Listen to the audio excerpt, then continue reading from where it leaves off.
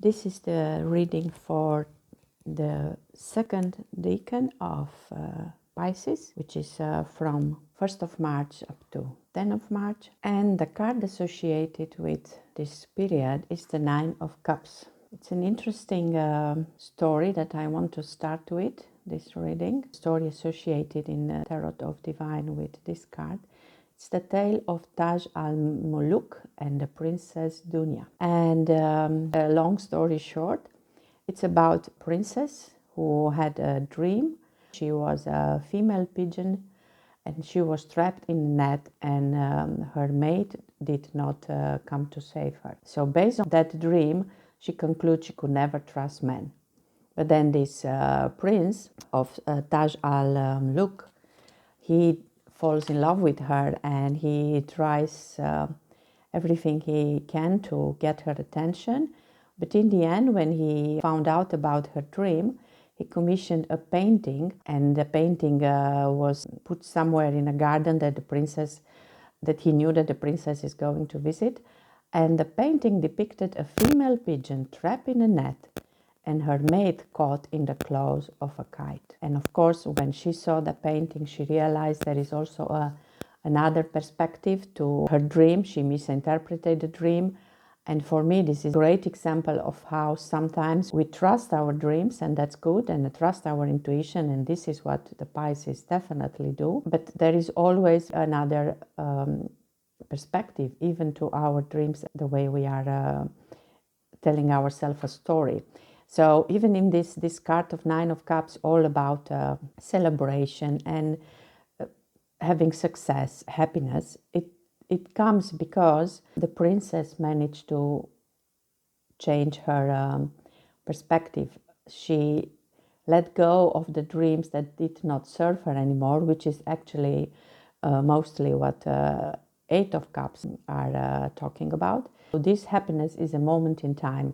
It doesn't really say that they are going to be happy forever, and we cannot see it from this one, but this card, but it's definitely a sign that there are moments when we have to celebrate, and what we really have to celebrate, it's our courage to let behind what doesn't serve us, look things in a different perspective. So I wanted to start with this. I found it a beautiful story.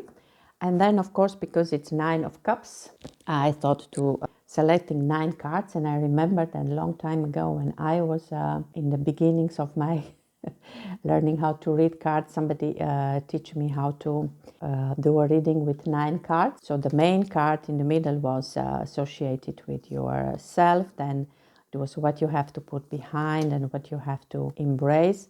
And I think if I remember correctly, and now I'm going for that, the cards, the 3 cards on top, they were about the future, not the future nearby.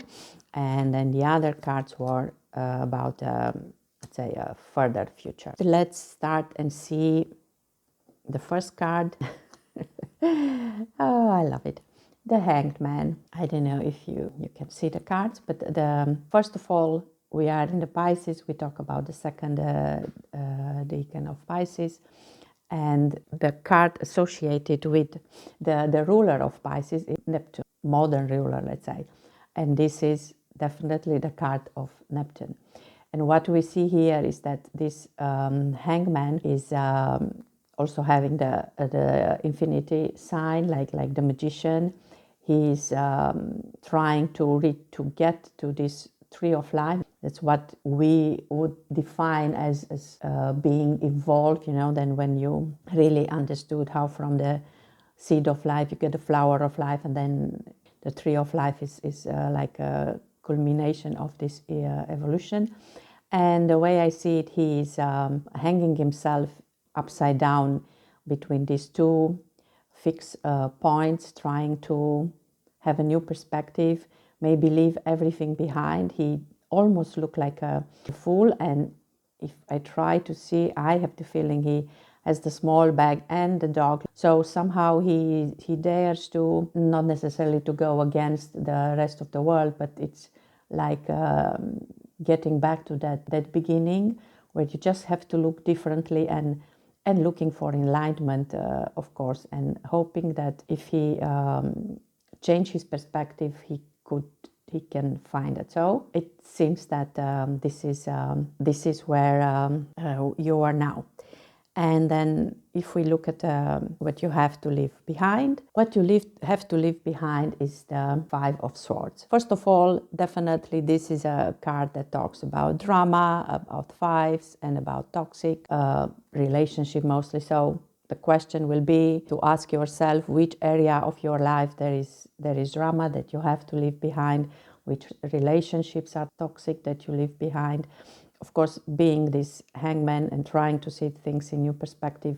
And the card as such is associated with Venus in Aquarius. Aquarius is a sign of air, so very much in the mind. And the card of Aquarius is the star, a shining star, maybe even the sun there. But what I want to say is that it's a wish, you can fulfill it. And interesting enough, the ruler of Aquarius is Uranus, the card of freedom. So you just like want to break free of all this drama and toxic relation. And just to make the story even more interesting, the Uranus as the planet is associated in the tarot with the Fool, the card of the Fool. So it's like this is in the past, and now you want to connect with that energy in order to leave all this behind.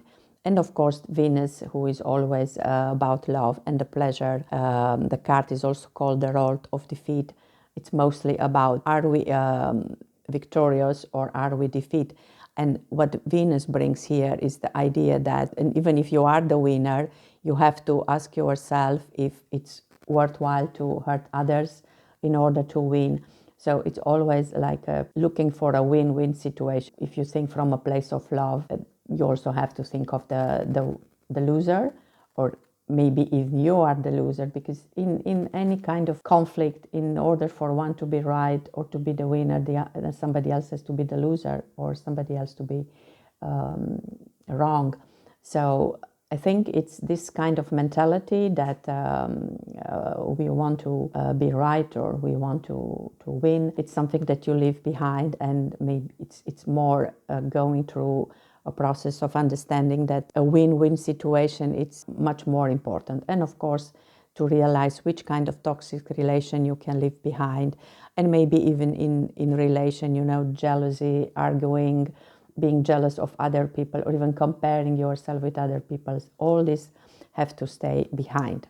And then what is the most important thing that you want to move towards? It's the Six of Swords, which is another air element. It's associated with Aquarius. This time is Mercury in Aquarius. Mercury is the magician, so you move to becoming the magician, and still in Aquarius, so still the star as the card associated. So we have all the stars here, so even more relevant here than in the card that we just had, going for freedom.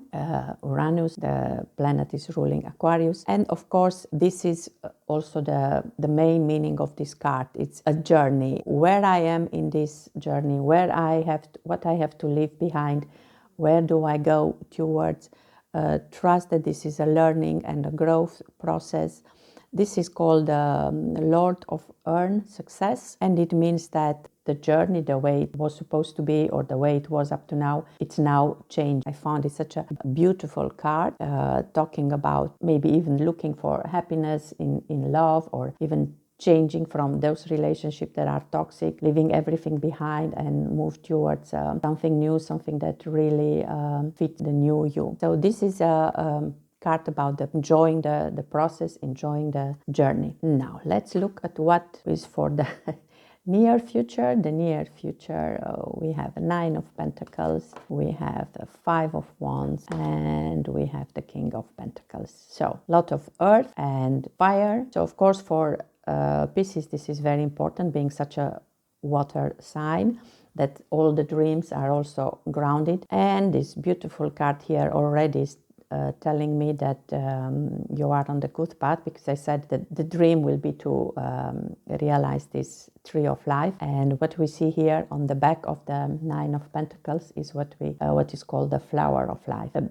The story goes from all prophecies that the new earth and then what we dream of a new consciousness will arise when flowers will start growing in places, in strange places, or like I see here this flower, you know, just growing in the air, in our thoughts, a sign that we become the co-creator, or you definitely become the co-creator of your reality, and from the seed of life that is already opening up in this flower of life. So this is a very good sign, I will say. And then of course we have the Five of Wands, that is about I see it as learning to collaborate and working together. And the King of Pentacles, like something very stable, something strong, can be a person that brings this in your life. But first of all, the Nine of Pentacles, like I said, it's very much about comfort, about freedom, about enjoying your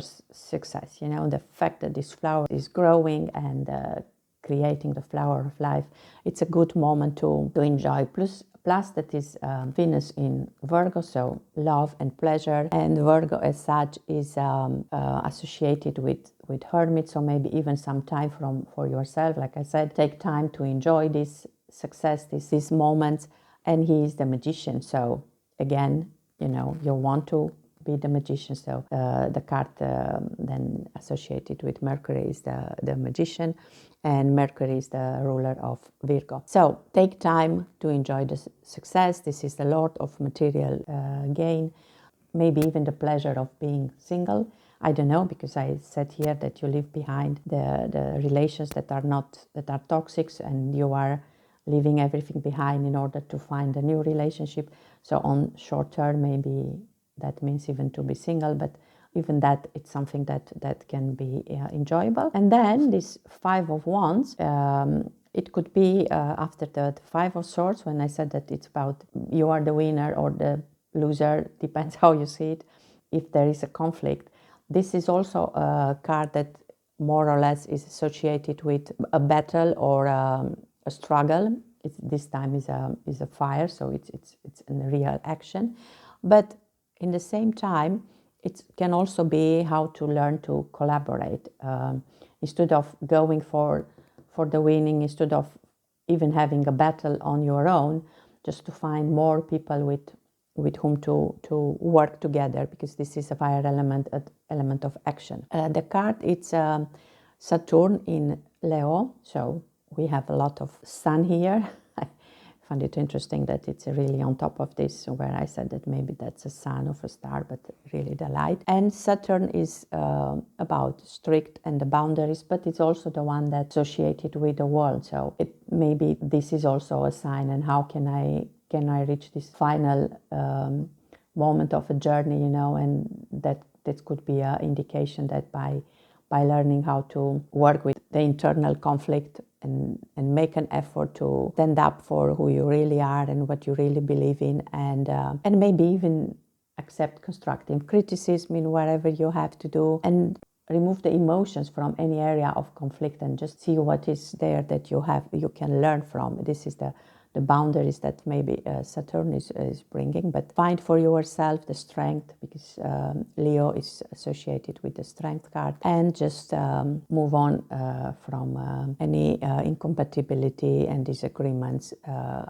with more ease. And then this King of Pentacles, that could be you, that you find satisfaction, and maybe you realize what really the ultimate success will be for you. You have this powerful card here with a bear, very much earth sign, like the Pentacles, the stability of fixed earth. This card, it's also associated with Taurus, and the last decan of Aries, and the first two of Taurus. So a lot of Taurus stability, energy here, and Taurus is the Hierophant, so somebody who's a great expert, a person with wisdom, with a lot of knowledge, maybe even a stable partner or kinder spirits that can help you in this part of the journey. And then we go to the future, a little bit further in time, even if we know that the time is in the quantum field is doesn't exist, but we are still here. So let's see. We have the Maiden of Pentacles, the Two of Pentacles, and the Three of Wands. So we have again two earth and one fire energy. Found it so interesting just by now because there is no water here. But it's enough, the Pisces are the water sign, so we really need this grounding and this fire of action energy and this, of course, the thought, the intellect part, the mind. So let's see the Maiden of Pentacles. This is very much also about success, development, prospect. You know what makes you unique, and maybe you learn from this King of Pentacles. This is a young person in a way, but not necessarily in age, but the visions and the dreams are blossoming. We have the flower here. We said we have the flower of life. So these dreams are getting even more elaborated, but still you need to pay attention with whom do you share your dreams. They don't maybe disappoint you in the way they react, and because this is a card of personification of earth, it's nurturing mother kind of energy. So just figure out how can you manifest this in the world. This will be very important in the future. And then in the same way, the Two of Pentacles, very much about how to organize your life in a way that you can balance the personal life with the inner life and with the work, like finding the flow, and maybe even about making decisions in order to help you find this flow. The card is Jupiter in Capricorn, Jupiter being the experience of growth, of course, a lot of joy, and it's associated with the Wheel of Fortune, so also a positive card. And Capricorn brings again the energy of Saturn, with a little bit of boundaries and a little bit of discipline that is necessary in a way in order to keep the balance. And the card associated with Capricorn is the Devil, but so there are like energies that maybe are stopping from finding this flow. But if somebody can deal with the Devil, that's for sure the Capricorn and Saturn. So this is the card that's called Lord of Harmonious Change. It's about strength and balance, and maybe even a new relationship. If we said at this point that you enjoy being single, it could be a period in which you are just courtship, and it's a kind of dance of